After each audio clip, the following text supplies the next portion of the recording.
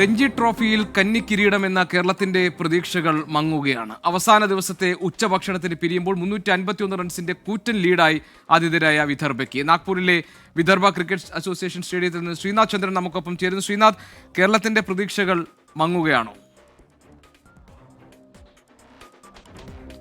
തീർച്ചയായും കേരളത്തിന് മുന്നിൽ ഒരു വലിയ ലീഡാണ് വിദർഭ ഇനി മുന്നോട്ട് വെക്കാൻ പോകുന്നത്. ഇനിയും 3 വിക്കറ്റ് കൂടി അവരുടെ കൈവശമുണ്ട്. ഇതിനോടകം തന്നെ അവരുടെ ലീഡ് 351 എത്തിയിരിക്കുന്നു. ഇനിയിപ്പോൾ ലഞ്ച് ബ്രേക്ക് കഴിഞ്ഞു, അവസാന സെഷനിലേക്ക് നമ്മളിങ്ങനെ പോവുകയാണ്. അപ്പോൾ ലഞ്ച് കഴിഞ്ഞ് വരുമ്പോൾ വേഗത്തിൽ ഈ 3 വിക്കറ്റുകൾ നേടാനായാൽ പോലും 350 മുകളിലുള്ള ഒരു വലിയൊരു ടോട്ടലാണ് കേരളം ചേസ് ചെയ്യേണ്ടത്, പിന്തുടരേണ്ടത്. അതുകൊണ്ട് കേരള ബാറ്റർമാർക്ക് അതിന് എത്രത്തോളം കഴിയും എന്ന കാര്യം ഈ കുറഞ്ഞ ഓവർ കൂടി പരിഗണിക്കുമ്പോൾ അത് അല്പം ബുദ്ധിമുട്ടാണ്, വളരെ ശ്രമകരമാണ്. അത് അസാധ്യം എന്ന് പറയാൻ കഴിയില്ല.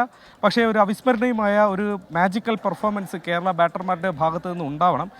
അതിനുള്ള സാഹചര്യം ഒരുക്കേണ്ടത് എത്രയും പെട്ടെന്ന് ശേഷിക്കുന്ന 3 വിക്കറ്റുകൾ കൂടി ബോളർമാർ എടുക്കേണ്ടതാണ്. ഏതായാലും അത്തരം ചില അത്ഭുതങ്ങൾ ഉണ്ടായാൽ മാത്രമേ കേരളത്തിന് വിജയത്തിലേക്ക് എത്താൻ കഴിയൂ. നമുക്കറിയാം, ഒന്നാം ഇന്നിംഗ്സിൽ വിദർഭയ്ക്ക് ലീഡ് ഉള്ളത് കൊണ്ട് സ്വാഭാവികമായും ഈ മത്സരം സമനിലയിലായാൽ പോലും കിരീടം അവർക്ക് തന്നെ കിട്ടും. പക്ഷേ എന്നിരുന്നാൽ പോലും ഫൈനൽ വരെ എത്തുക എന്നത് കേരള ക്രിക്കറ്റിനെ സംബന്ധിച്ചിടത്തോളം വലിയ കാര്യമാണ്. കേരള ക്രിക്കറ്റ് അസോസിയേഷൻ ഭാരവാഹികളൊക്കെ തന്നെ ഇപ്പോൾ ഇവിടെ എത്തിയിട്ടുണ്ട്. അതുകൊണ്ട് ഒരു അവിസ്മരണീയമായ ഒരു ഫൈനൽ മത്സരം, അതിന്റെ അവസാന ദിനത്തിൽ അവിസ്മരണീയമായ ഒരു പോരാട്ടം.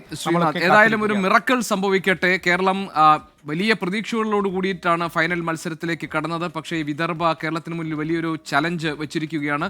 അത് മറികടക്കാൻ അത്ഭുതങ്ങൾ സംഭവിക്കണം. ആ അത്ഭുതം സംഭവിച്ച് കേരളം വിജയിക്കുമെന്ന് നമുക്ക് പ്രതീക്ഷിക്കാം. ശ്രീനാഥ് ചന്ദ്രൻ വിവരങ്ങൾ നൽകുകയായിരുന്നു നാഗ്പൂരിലെ വിദർഭ ക്രിക്കറ്റ് അസോസിയേഷൻ സ്റ്റേഡിയത്തിൽ നിന്ന് തത്സമയം.